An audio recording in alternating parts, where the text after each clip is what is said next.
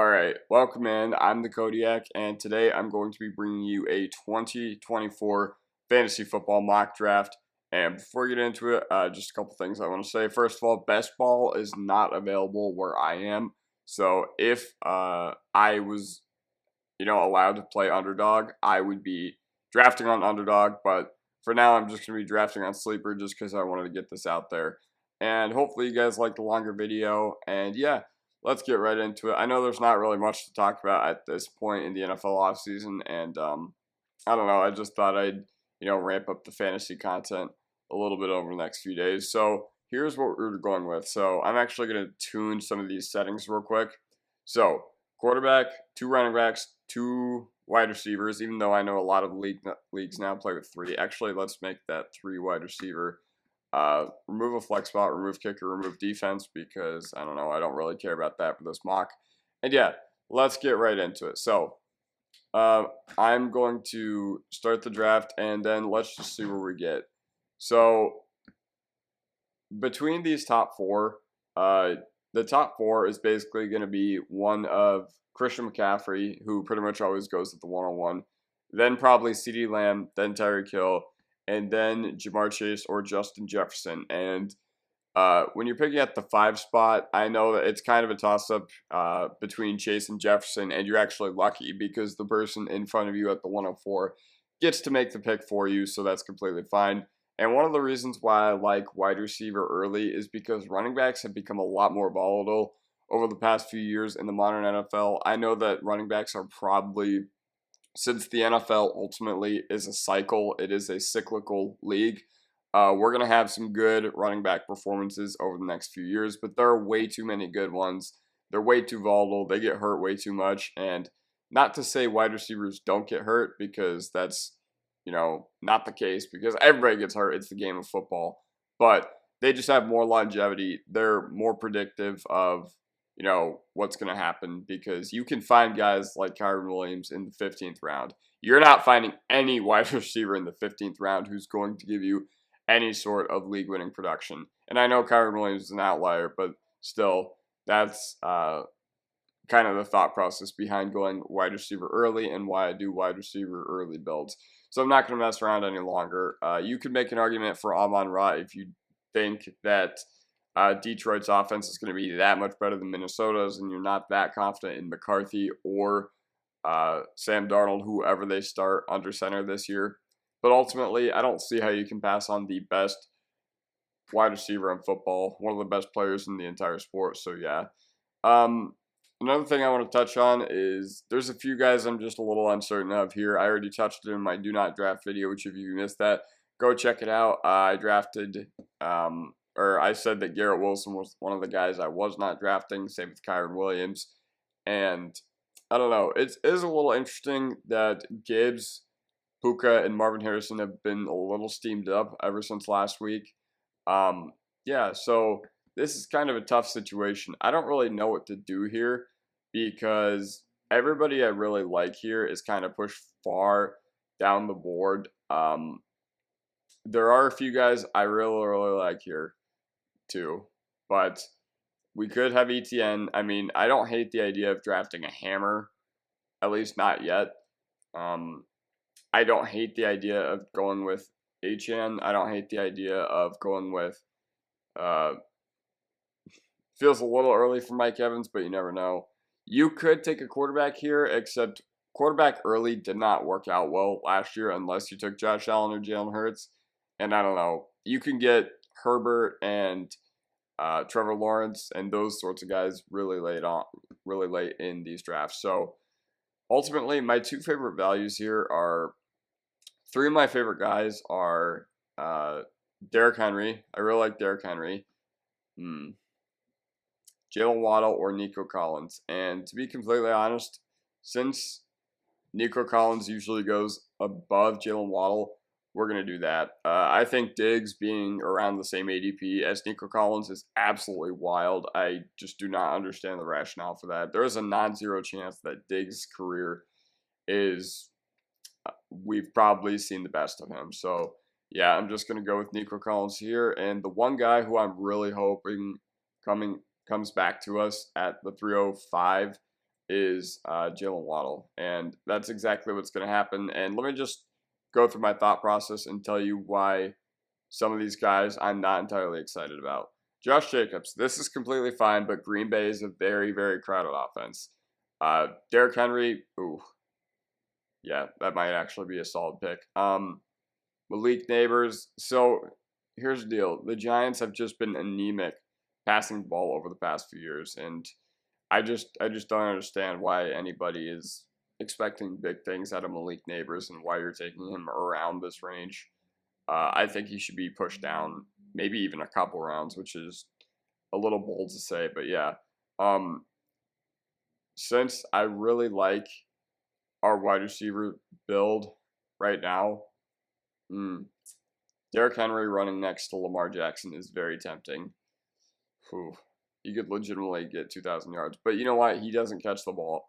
And I'm just going to go with my guy here, the one who I was hoping made it back to us in Jalen Waddle. Jalen Waddle had a bit of an odd year last year, but he's still a premier talent at the sport. He's still one of the fastest players on the field at any given time. So, yeah.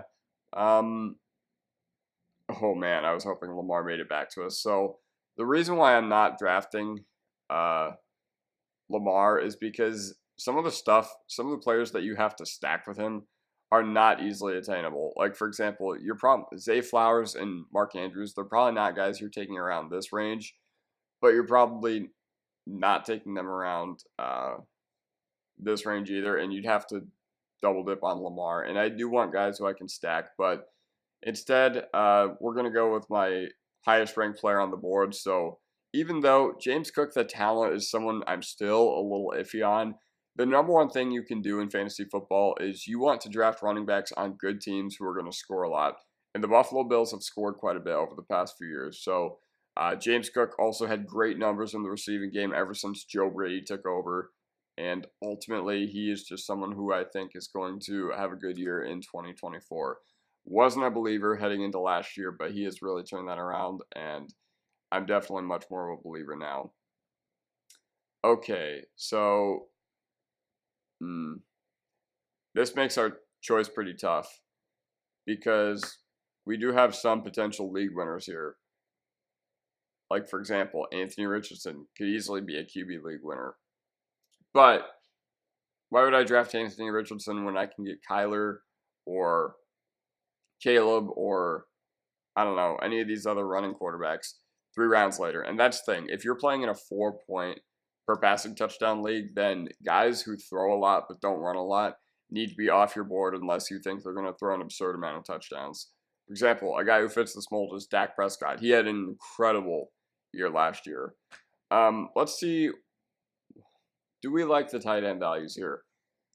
I really, I am interested in Kyle Pitts now that Kirk Cousins is there because that guy could legitimately finish as the tight end 1 in fantasy football. And we already do have wide receiver figured out. And this is kind of the running back dead zone. I'm not really excited about any of these guys. So I'm going to have a lot of Raheem Mostert. I'm going to have a lot of him and HN both.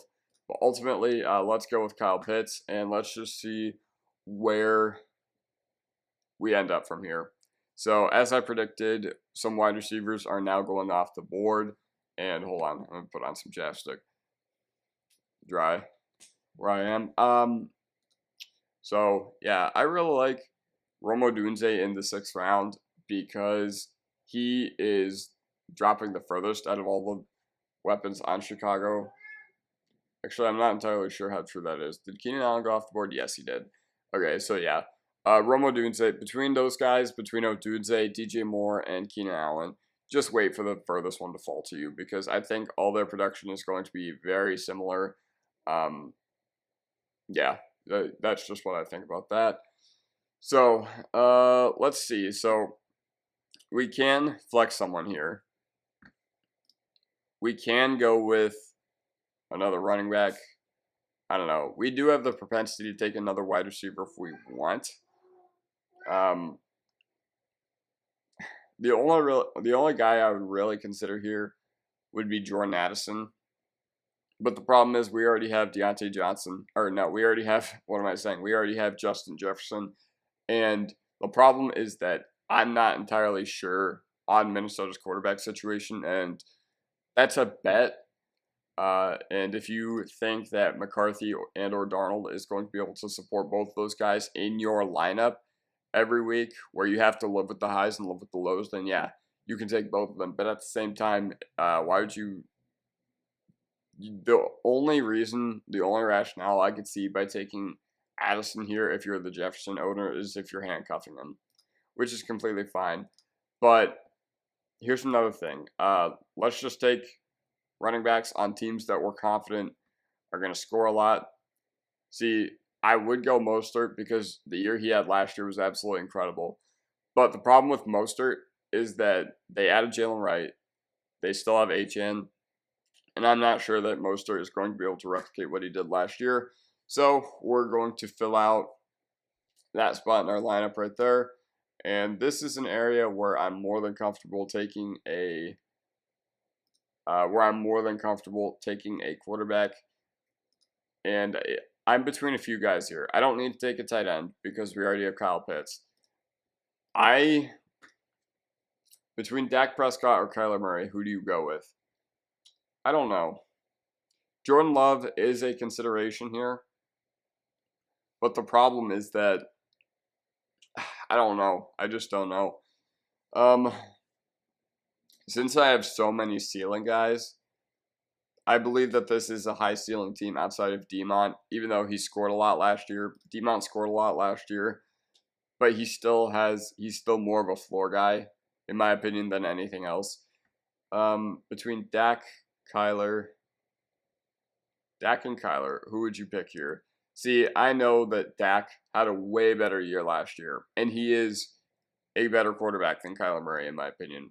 But what I care about is I care about fantasy points. I don't care about who's actually better between them. But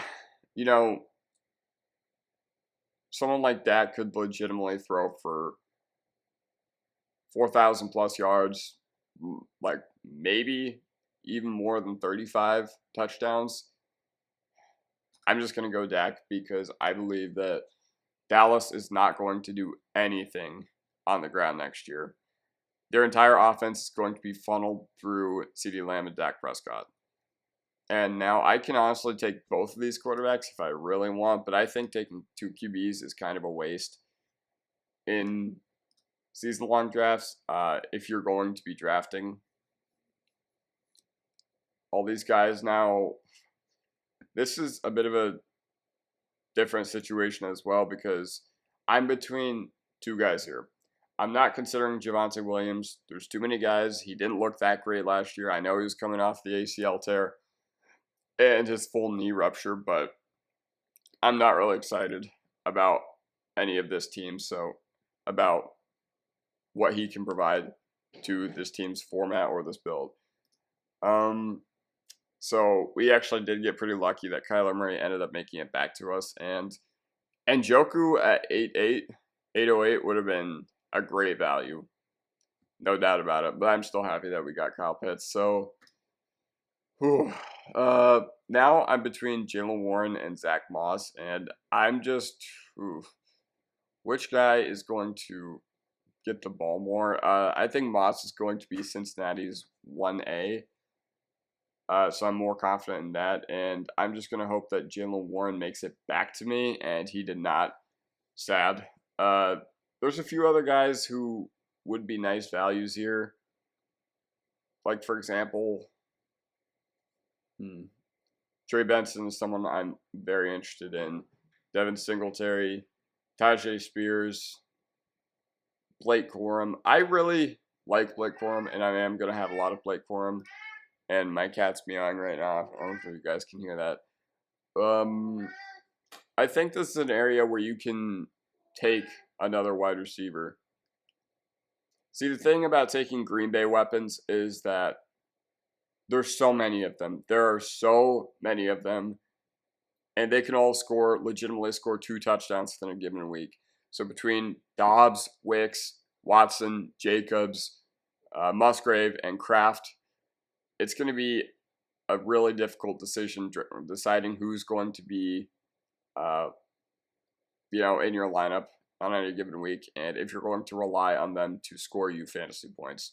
In best ball, no problem with taking any of these guys, but for lineup, just not entirely sure about it. There's a lot of data out there to tell us that Jameson Williams' career start has been very troublesome. So yeah, I'm not really going to go with him there.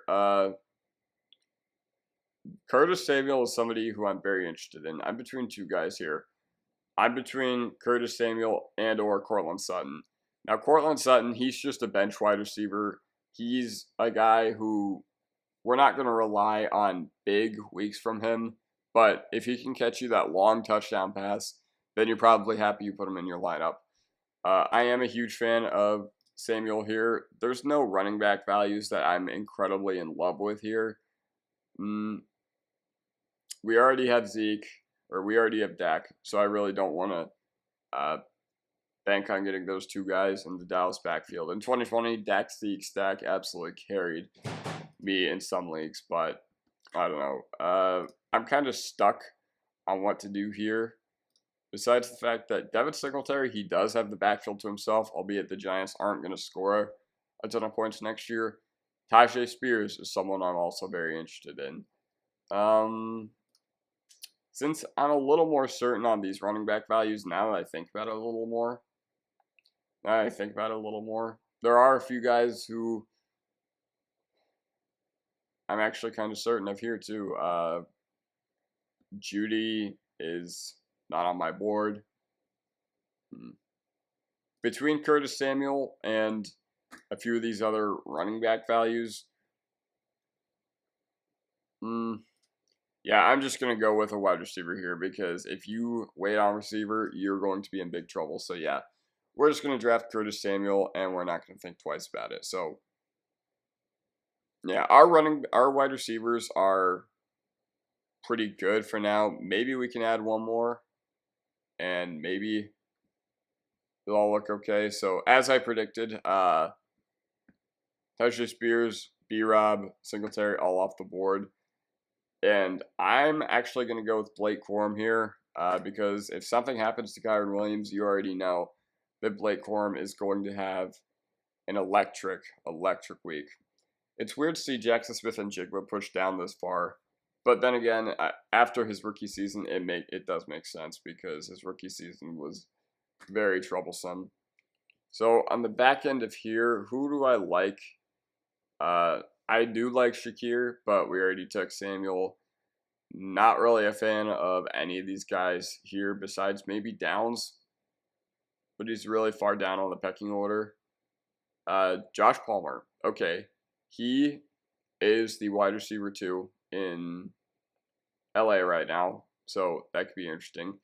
Same with Quentin Johnston, and if you expect any of these guys to make an instant impact, then be my guest and pull the trigger, but still, I'm leaning towards this wide receiver build. And that's another thing I want to talk about. If you do take a quarterback early, if you do take a tight end early, then the thought process behind taking those positions in the late rounds, I just don't really understand. Like, I don't understand why you would need a backup quarterback or a backup tight end if you draft one early. And, yeah, so are any of these guys real candidates to just fall into the end zone over the course of this year? I mean, Ty Chandler is probably the guy you want there if Jones is to go down. I would take him, but unfortunately Jones is there. Josh Downs might not get a lot of volume, but he's somebody whose reception perception profile I really liked. Tuttle is Dallas's RB2. But I don't know. I think I'd rather hedge with the idea.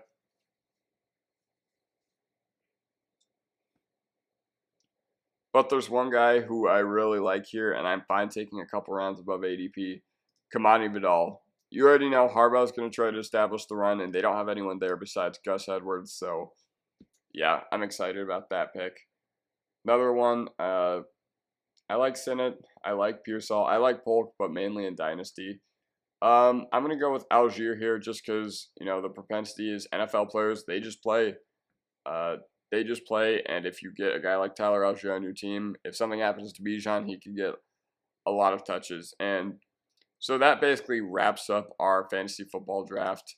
So I'm going to see if I can get this into a higher team. No? Okay.